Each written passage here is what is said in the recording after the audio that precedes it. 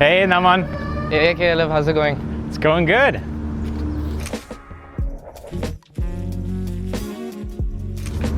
Let's take a tour. Let's see this place. So welcome to Airbound.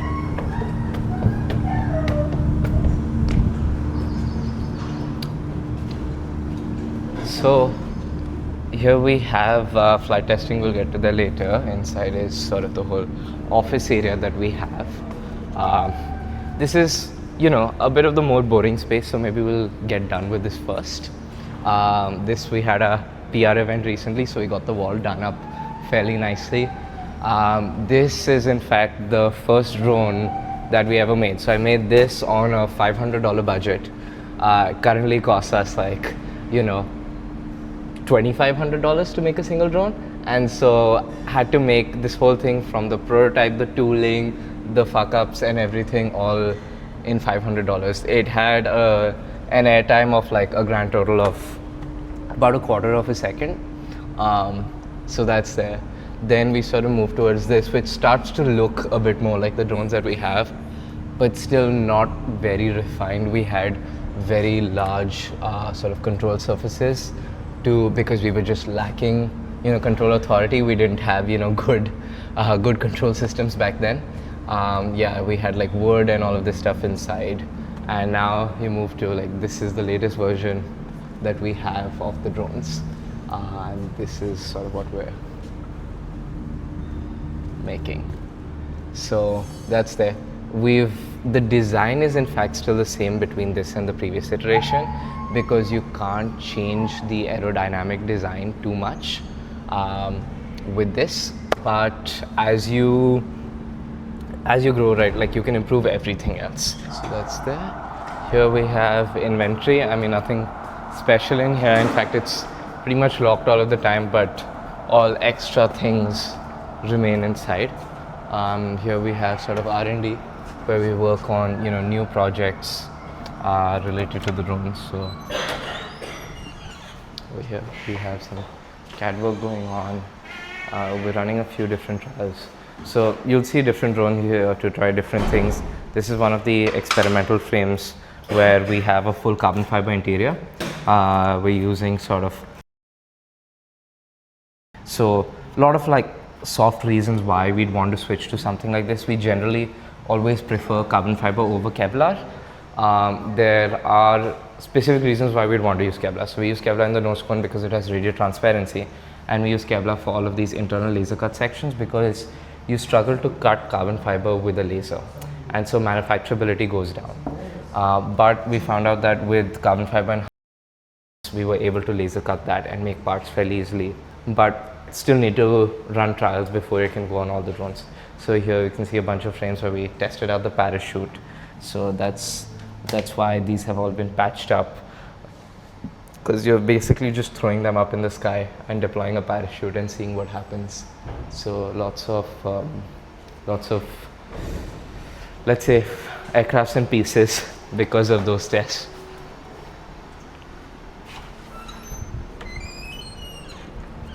And when we get into how the drones are made, the meat of the stuff is really here. And everything starts with composites. So our drones are primarily made out of carbon fiber. We generally use this cloth. So this is a 42 GSM cloth. It's an incredibly lightweight fabric. So this whole thing is just 40 microns thick. It has basically zero strength on its own.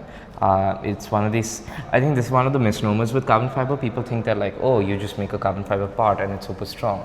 If you make a carbon fiber part that's this thin, it is, as thin as paper and as strong as slightly thicker paper. It really just has the strength of paper. You can tear it up with paper. The core difference though is you can pull apart paper if you pull hard enough. You cannot reasonably pull apart carbon fiber.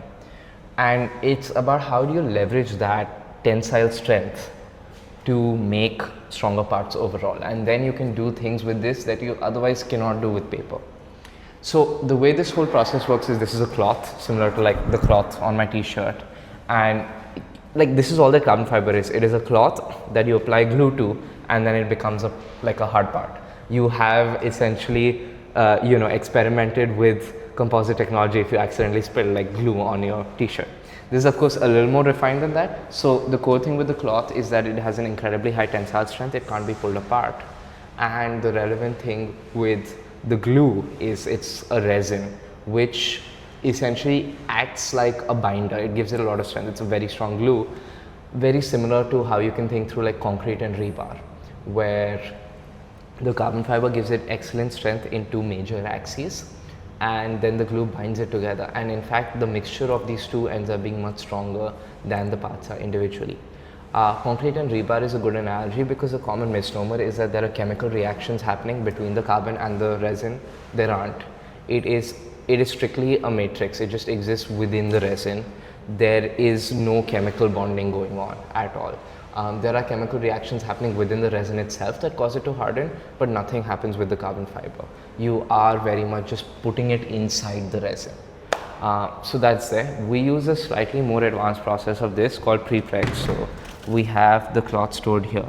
What happens is you essentially infuse the resin into the cloth, and you have this special kind of resin which only cures at elevated temperatures.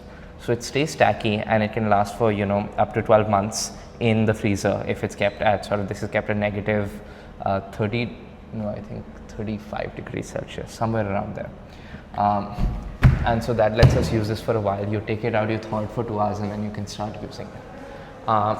The other relevant thing with composites are these molds that we have. So this is an example of a carbon fiber mold that we've made, where you lay the part on this mold and then you pull vacuum over it. And so that's how you ensure the parts get the shape that you want. You need some surface that can make them adhere to that shape. So this is the core of what carbon fiber part making looks like. We have a bunch of different molds here, and this is generally the prep area. So we prep the carbon, we prep the molds. We also prep here the foam panels that we put in between, and you can see why this is important later. So we have a lot of the foam here. And then we also have the vacuum bagging supplies here.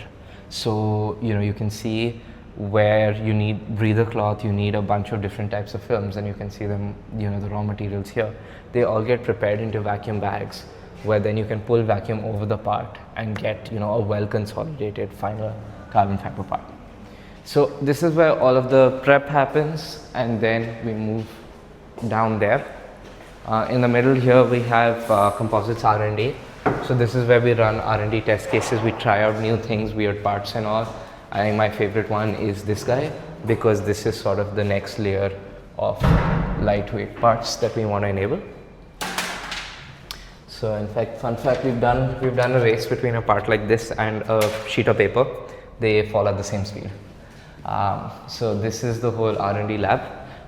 It's naturally a lot messier than the main composites. That's there. In here we have our chemical storage. So we just generally keep this away from everyone because the chemicals do have a little bit of an odor, nothing that is harmful. And we also keep them very cooled in here. So this is all at 18 degrees C because it just helps all of the chemicals last longer.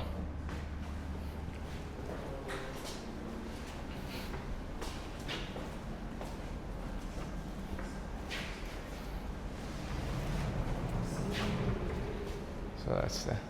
Here we have the actual layup area where we make the parts. So here a lot of demolding of yesterday's parts is coming in.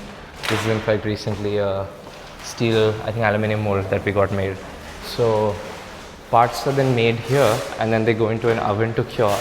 And in fact you can see some of the final parts that we make.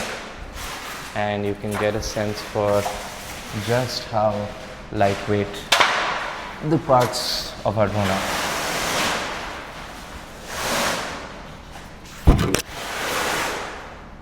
So that's there.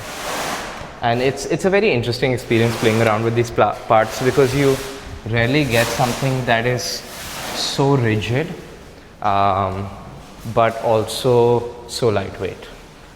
So that's it. We played around a bunch with these parts. So that's how you can see the demolding happening. You can see some of the vacuum bags. These are all the vacuum lines that we have for the parts. So if you move in here, we have the ovens. So parts then cure inside the oven. So you can see here we have the different vacuum lines. Now these parts are all done curing.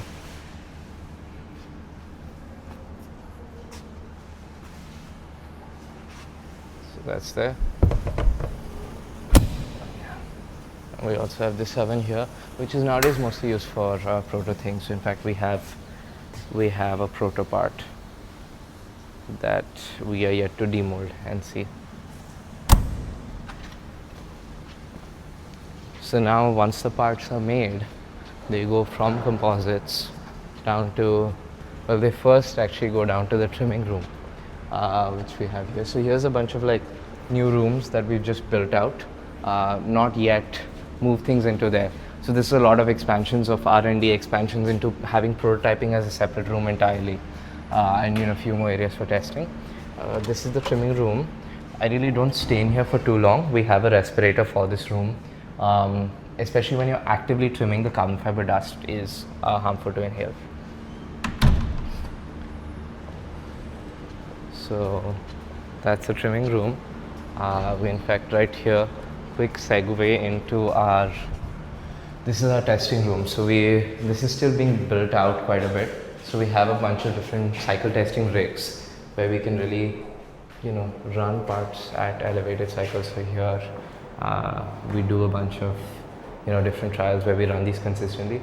So these, when they're operating, get insanely loud, and that just ends up being something why we need these really thick doors. So these walls have a lot of sound insulation in them that prevents noise from leaking. So that's there. This is a jig that we're working on that lets us, just move the drone around in all 3 axes and sort of, there we go. Yeah, then moves the drone in all 3 axes, helps us figure out things like moment of inertia, etc. Lets us, replay logs, understand how, the drone operates there.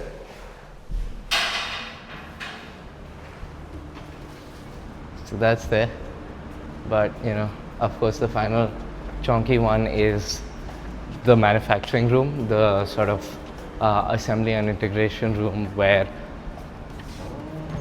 all of the parts, all of the different things that you see now get turned into a drone. So here's where all of the sort of, mostly fully built drones are there. You can see sort of we have the quality reports attached to each drones. They then get approved. Right now we're running out of storage space, so a lot of drones are just sitting here because we don't have any other place to keep them. Here, for instance, we're working on a trial drone, which is made out of fiberglass. Fiberglass helps because it's just transparent. So this is not useful in any way, but this helps us kind of validate our own process. So you can understand where, wherever there are clean lines, there's a strong bond. Wherever there are breaks in the lines, that means there's, a weakness in the bonding. Now this is intentional because it's where the parachute goes. And so you can really, this becomes an effective thing to do once in a while to sort of just audit the process. So that's there. We have, here you can see sort of what all the trim materials that go into a drone look like. So we have all the different parts prepared. So in fact with composites we make a full sandwich panel out of Kevlar, and then it gets turned into all of these smaller parts, which then get put onto the drone. You can see the mid sections over there. This is an example of the assembly that goes inside the wings of each drone.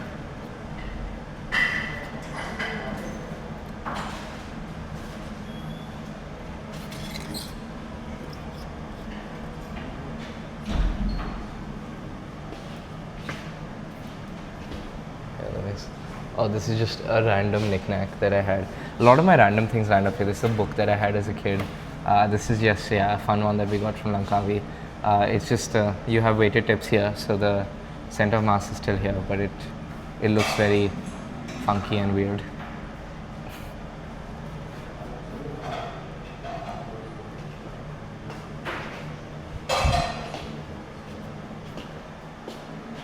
And so yeah, that's there. Over there we do all of the electronics work, and we make up sort of, let's say, the harnesses, the cabling and everything that goes within the drones. So you can see all of those being worked on and how we're building them out. And we're also, running some small experiments here. So this is like a mixture of, manufacturing and prototyping, because, aside from making the drones here, we still sometimes run a few experiments on our latest drones. I mean, if I can find the D59. You actually tagged everything out, so. Yeah, I just don't know where, because I think we moved everything around for the PR. Difficult to maybe. It's not this one. No. Fall like. Unfortunately, this is the one? Ah, okay. Cool. I just wanted to show off the flex PCB. So in here you can see how we've moved all of the wiring now towards flex PCB. So if this ends up being a successful trial, then we can move things over there. It helps us save a lot of weight, and it also, more importantly, helps make this process much faster. If you're manually like soldering all the wires together, it takes a lot of time, and the goal is to really minimize the amount of soldering required, because that takes up a lot of time, that adds a lot of variability. So that's essentially how all of these drones are made. And then once the drones are made, they then go to flight R&D, where they then go for their sort of static and pre-dynamic and dynamic. So static is essentially just a series of checks that help you figure out how to calibrate the control surfaces, the flaps, etc., and get the drone ready for flight. A pre-dynamic is essentially a short flight on the tether that lets you tune the drone better and just validate that, hey, all the parameters work well. And then a dynamic is a flight in the real world where you run an auto tune to get down to the exact values that help the system be stable in vertical flight. So that's, then you can see kind of how we're now getting to the point where we're outgrowing this whiteboard. There's too many drones for it, and so we're moving over to Notion for this. But you can see it's again just remnants of like old test cases, because if you came here a month ago, you would have only seen like 5 drones at once at most. Now we have a lot more than that. And it's a function of failure rates have gone down dramatically and manufacturing volumes have gone up. So we've hit like what I call escape velocity, where you're making drones faster than you're losing them. And then your numbers start to balloon up very quickly. So that's there. And so this is where we get all of the core work done of, let's say, validating flight, trying out new experiments with the code, right, really in the firmware. So a lot of new control system works that we're doing. A lot of now we're running trials with multiple drones at once, so building out the software layers for that. So that's what really happens in flight testing. That's there. And then finally, unfortunately you cannot see it today, but you would have seen it yesterday at the demo. So out here and all the way out there, it's about 1 kilometer out from here, we have our flight testing area where we go out and fly drones. So typically if you're just out here on a random afternoon, you will usually see some drones flying around. So that's there, and that's the Airbound office. Don't leave if you're still watching. Sorry for being a little bit dramatic, but this Substack article written by a friend of the show, Tiger Feathers, about Airbound is exceptional. It's 26,000 words. It is exhaustive, but also engaging and informative and funny at times. And if you haven't read it, you're missing out, so you can find the link in our bio.